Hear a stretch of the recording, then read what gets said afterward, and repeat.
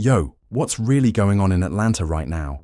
'Cause baby, the streets is talking, and they screaming snitch, louder than ever before. Just when you thought things couldn't get messier for young Thug, boom, a bombshell interrogation. Video just hit the net like wildfire, and it's got everybody shook. We talking about Thugger himself in that lil room, eyes darting, hands twitching, giving off some real nervous energy. And guess what? It didn't take long before the word snitch started flying across the blogs like bullets. But here's the gag. Young Thug has finally responded. And y'all, let's just say, emotions ran high and he's not holding back. According to sources close to the camp, phones been ringing, lawyers been panicking, and certain rappers who once screamed slime for life, they real quiet right now. Fans are torn, the family's divided, and allegedly, this leak might have come from inside his own circle. So what really went down? Is Thugger setting the record straight? Or is he playing damage control? And who leaked the tape? Sit tight, because we're about to break down every jaw-dropping detail, every betrayal, and every shady twist in this real-life rap soap opera. Let's get into it. As soon as the video hit the internet, it was like lighting a match in a room full of gasoline. Atlanta was on fire. Twitter, Instagram, Clubhouse, even barbershops. Everybody had something to say. In the now viral clip, young Thug is seen in a dimly lit interrogation room, rocking back and forth in his seat. He looks tense, lips pressed tight, eyes scanning the ceiling like he's praying for guidance. The detective leans forward, calm but firm, and says, "You help us out, we can help you." And then there's a pause. A long, deadly pause. Thug takes a breath, leans in closer, and the clip cuts out. Boom. Just like that. No context, no follow-up. And that's all it took. For the internet to explode. The streets was buzzing. Was he about to fold? Did he already? Fans immediately started connecting dots, pulling up court transcripts, rewinding old lyrics, even dissecting his body language. And it wasn't just the fans talking. Rappers who were once screaming slat on every track were suddenly deleting posts, turning off comments and staying suspiciously quiet. People started side-eyeing everyone in YSL. Who leaked the tape? Was this an inside job? And then, just 2 hours after the video leaked, young Thug's sister, known on social media as Dolly White, went live.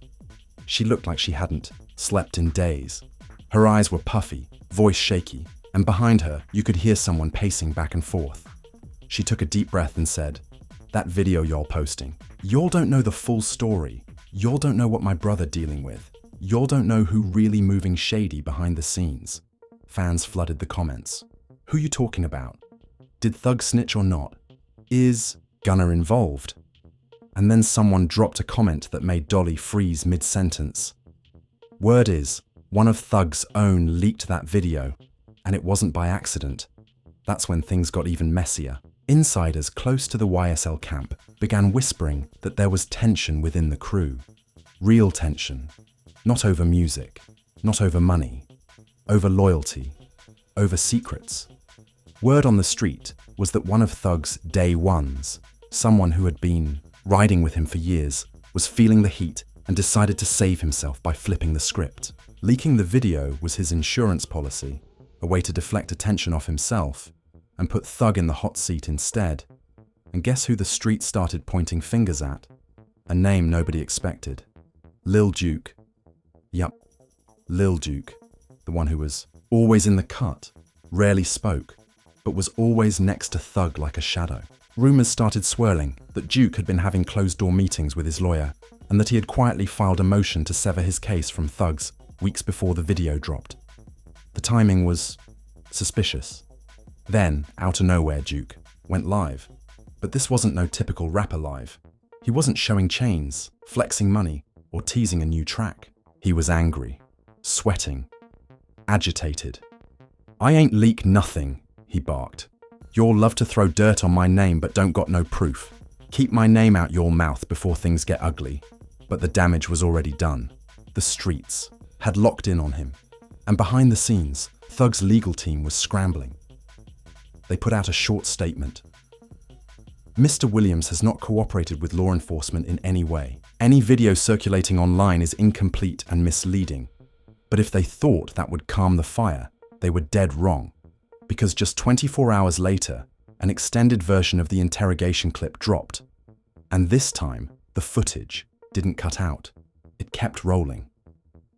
In the new clip, Thug is shown nodding slowly after being presented with a photo. He says something barely audible, and the detective scribbles it down. No full names, no direct accusations, but it looked off. And fans ran with it. Meanwhile, inside Thug's own circle, things were falling apart. Calls were going unanswered. Loyalty was being questioned. A close friend of the family, who asked to stay anonymous, said, "This isn't just about the case anymore. It's about trust. There's people around Thug who've been waiting for this moment, to jump ship and save themselves. And the first to make a move, allegedly, one of Thug's cousins, a low-key figure, known only as Trey. According to sources, Trey packed up, flew out of Atlanta, and cut off contact with everyone. No warning, no goodbye, just disappeared. And guess what? Days later, a sealed court document surfaced that listed a cooperating witness. Name, redacted, who shared familial ties with Thug. The internet lost its mind. Fans were connecting dots, making charts, piecing together every cousin, every childhood friend, every affiliate Thug ever shouted out on a track. And slowly, a terrifying picture was being painted. Thug wasn't just fighting for his freedom. He was fighting a war from within. A war where the enemy wore the same chain, screamed the same slogans, and once called him family. But in the middle of all this chaos, young Thug finally broke his silence. Not with a press conference, not with a tweet, not with a diss track. He dropped a voicemail. It came through his team's Instagram, posted as an audio clip with a simple black background. Thug's voice was calm but heavy. You could hear the pain, the betrayal. He said, "Y'all think y'all know what's going on, but y'all don't. Real ones stay solid. Fake ones show they face when it get dark. I ain't fold, and I ain't scared. Keep watching." The message sent chills down fans' spines. It wasn't loud, it wasn't dramatic, but it hit different. People started quoting it everywhere. Blogs picked it up. Rappers started subbing each other on stories. And the biggest question of all still loomed. If Thug didn't fold, then who did? That's when things took a wild turn. Another leak dropped. Not a video this time, but a series of text messages, supposedly between two unnamed Weisel members. The messages were blurred, with names redacted, but the content was crystal clear. One message read, "He trying to act like he's solid, but he already told them about the safe house. Clown."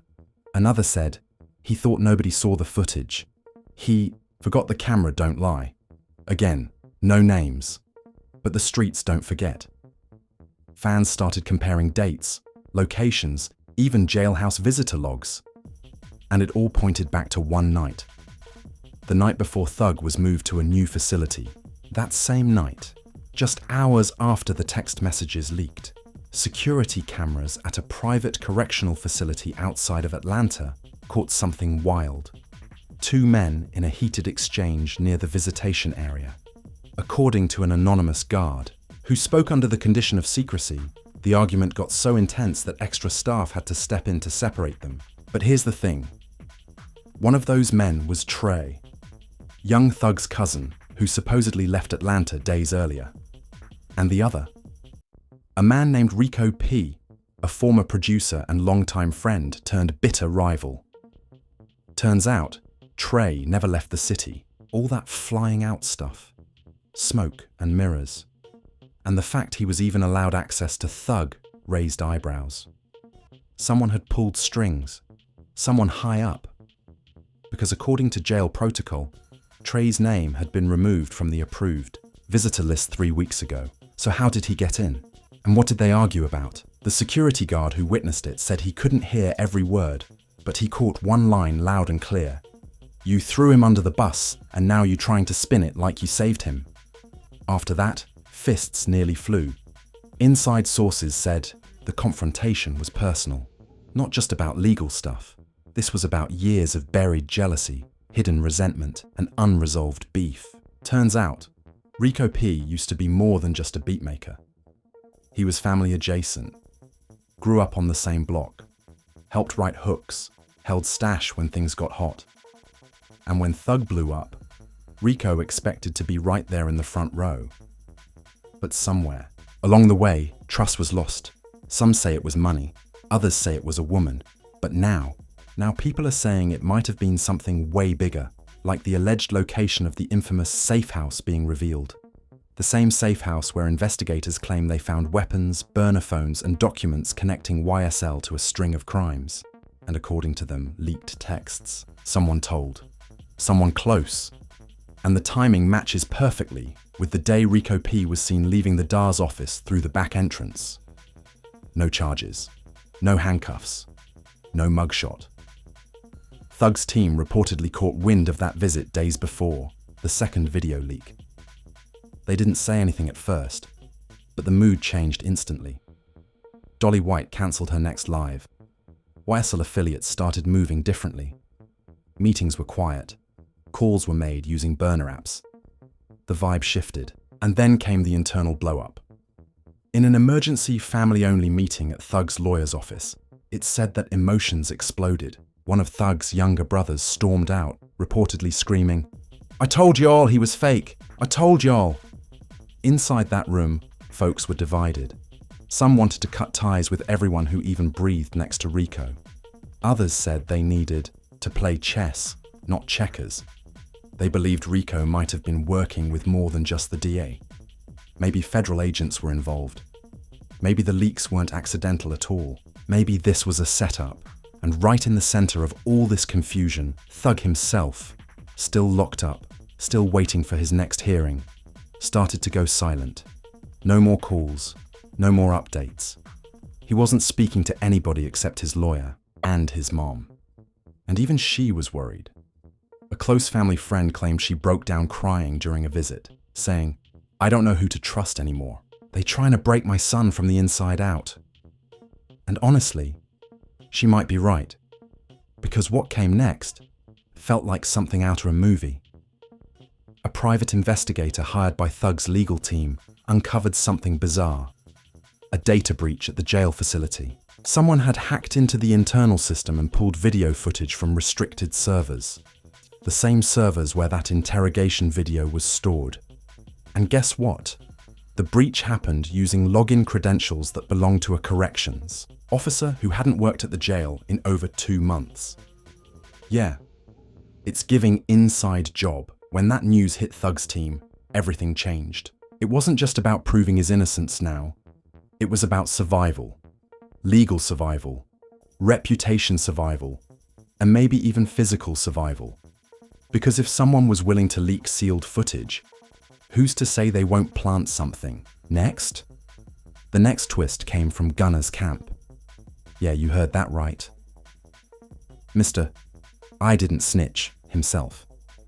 Even though Gunner been staying low-key since his release, this new drama dragged his name back into the mud.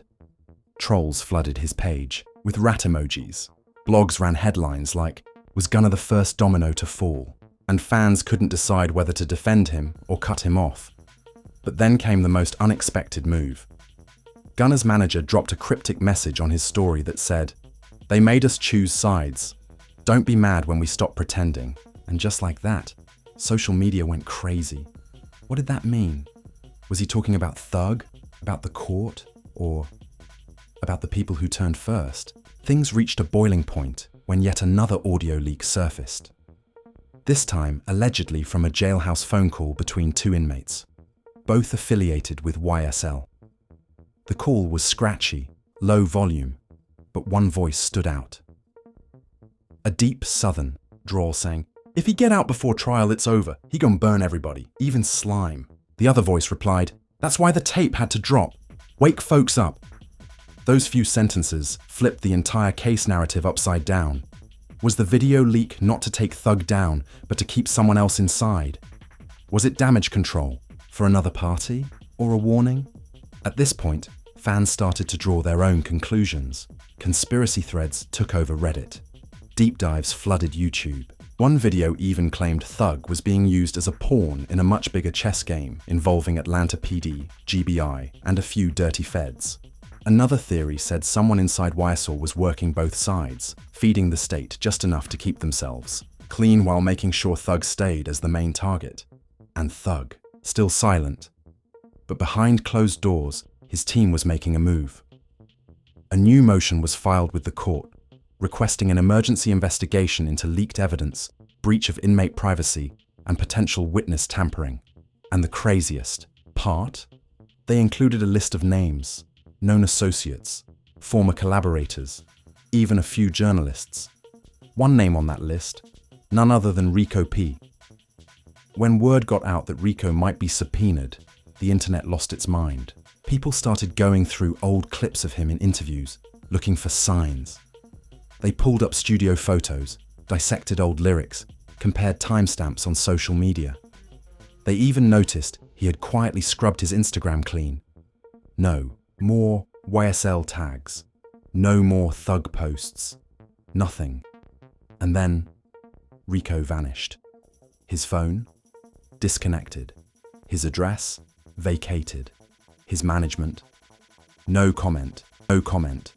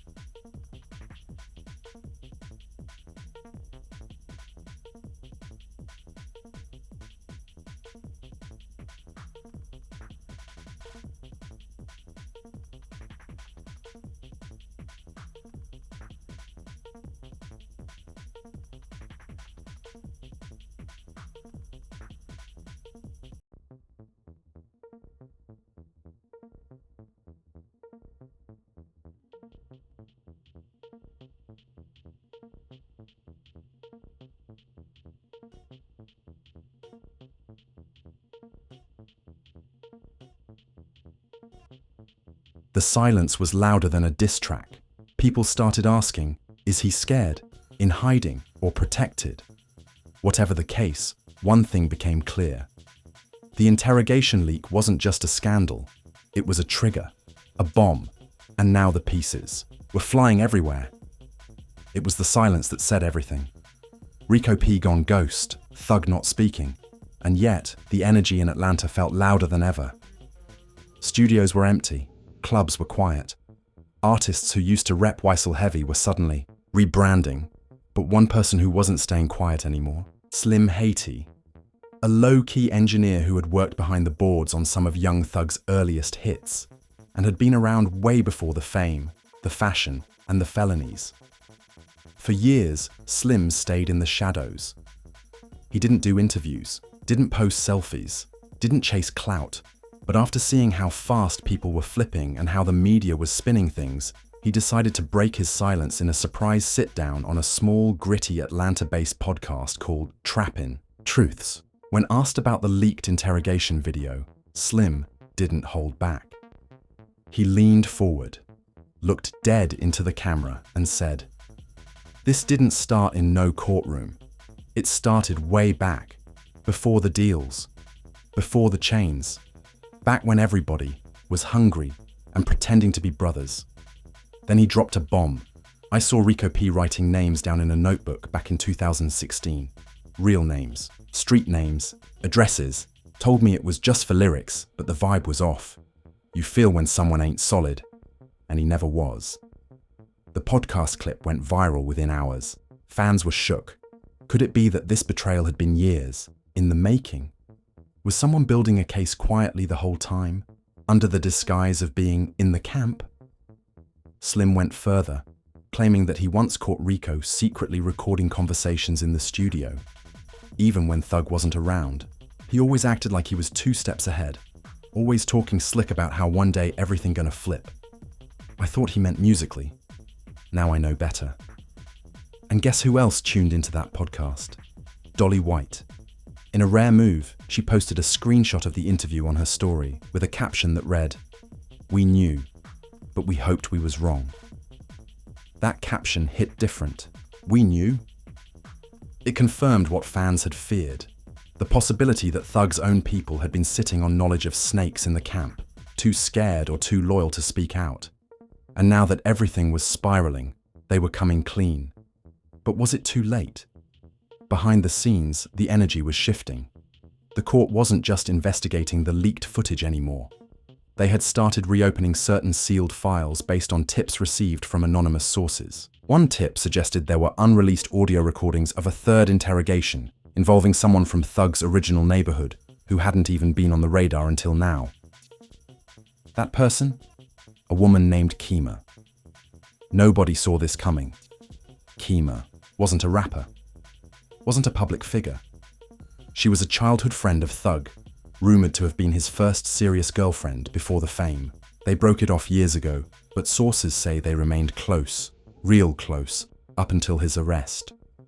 She was seen visiting him multiple times in jail, kept a low profile, never spoke to media. But something changed. Word got out that Kima had recently entered a protective agreement with local authorities. Not full witness protection, but something close. And when asked why, insiders say she gave a simple reason. It ain't safe no more. Fans started speculating wildly. Was she being threatened? Was she the leak? Was she trying to help Thug or hurt him? And then the real twist dropped. An Atlanta journalist, known for digging deep into court docs, posted a bombshell thread revealing that Kima had filed a police report months ago, claiming that someone from YSL had broken into her apartment. No, items stolen, nothing damaged, just her laptop missing. And guess what was allegedly on that laptop? Surveillance footage, saved messages, private conversations from years ago, including voice memos Thug sent her during the early days of YSL. In one of those voice memos, reportedly dated 2015, Thug can be heard saying, "I trust you with everything. If anything ever happened to me, you know what to do." Yeah. Fans lost their minds. What did he mean by that? Was he talking about protection, evidence, a secret plan? Suddenly, Kima wasn't just some girl from the past. She might have been the key to the whole case. But here's where it gets dangerous. Kima went missing. Yup, gone. Her phone, off. Her apartment, empty. And her last known message posted online was chilling. She tweeted, "If anything happens, to me, just know, I tried to do the right thing." Now this wasn't just rap beef. This was real-life crime thriller status. People were scared. YSL affiliates started locking their pages. Studios began cancelling sessions. And multiple Atlanta artists, who once openly claimed slime life, began distancing themselves. It was a purge. A quiet unraveling. Meanwhile, fans noticed something odd. Ever since Thug's voicemail was released, his lawyer had been unusually active in court, filing motions, requesting documents, pushing for hearings. And according to court insiders, there's one specific item his team was desperate to retrieve: the full chain of custody for that leaked interrogation footage. Because here's the thing. If they can prove the video was tampered with or illegally obtained, it might not just get thrown out. It could flip the entire case. And that's exactly what Thug is banking on. In a leaked call transcript, reportedly between Thug and his lawyer, Thug is heard saying, "They trying to paint me as the villain, but the real criminal's the ones holding the cameras." That line hit the internet like lightning. Fans made merch, t-shirts printed with the quote sold out in hours. And suddenly, the tide seemed to be turning. People weren't just questioning Thug's loyalty. They were questioning the system itself. And just when things seemed like they couldn't get more chaotic, another surprise bombshell was dropped during a late-night live stream by a well-known Atlanta blogger. This time, the target wasn't Thug, it wasn't Rico, it wasn't Gunner, it was Birdman. Yes, Birdman. The blogger claimed that recent subpoenas had been issued for business records linking Birdman's label to early YSL ventures. According to documents, there were unexplained money transfers, overlapping contracts, and mentions of Project Greenlight, a code allegedly used in internal emails referencing how to handle problematic partners. The implication: some higher-ups may have known things were about to crash and had plans to protect themselves, no matter who got crushed in the process. And with that, the internet exploded again. Because if Birdman's name is involved, then this ain't just Atlanta. This is national. Courtroom 6B in downtown Atlanta was packed. People standing in the hallway, cameras outside, news vans lined up around the block. It wasn't a trial date, but it felt like one. Word had spread fast that something major was going down. And when young Thug was wheeled into the courtroom, eyes locked on him like he was the star of a blockbuster premiere. The judge called the session to order. Thug's team filed a motion to suppress key evidence, including the now infamous leaked interrogation video. Their argument: the footage had been obtained illegally, tampered with, and strategically leaked to damage Thug's public image and compromise jury selection.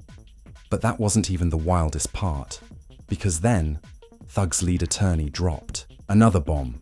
They had a new witness, someone who had come forward anonymously, but was willing to testify under protection. The court went silent. The prosecution looked blindsided.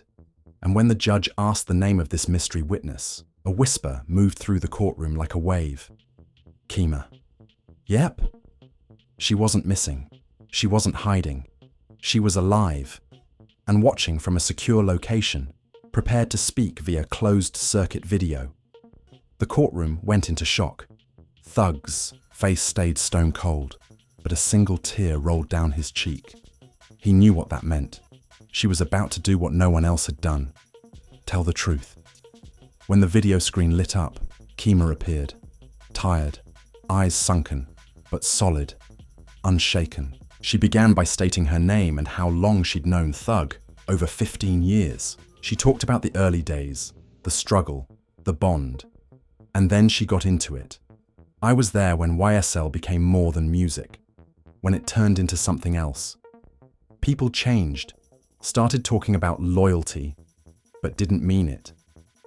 Then, she looked directly at the camera and said, "I saw the paperwork, I heard the calls, and I know who's been leaking information." The courtroom leaned in, and she said the name no one expected.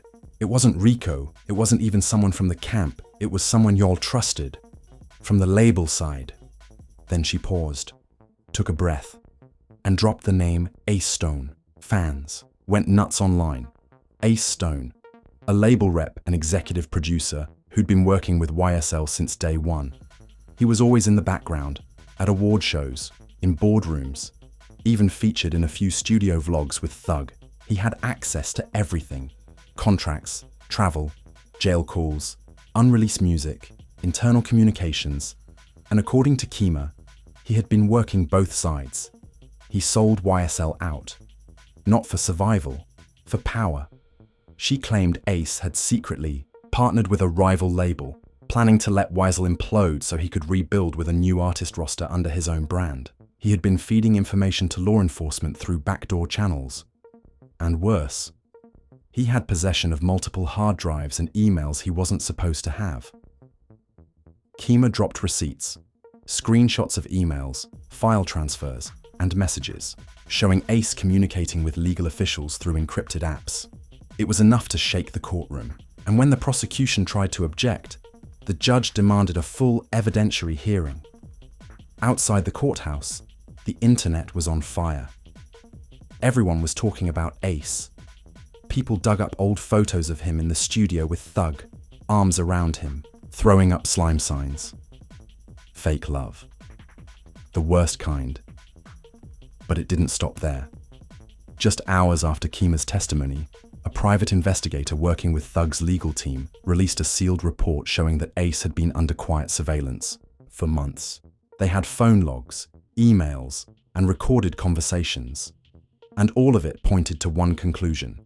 The leak was orchestrated from the top. Thug had been betrayed not by a friend in the crew, but by someone in a suit, smiling behind a desk. And, just like that, the narrative changed.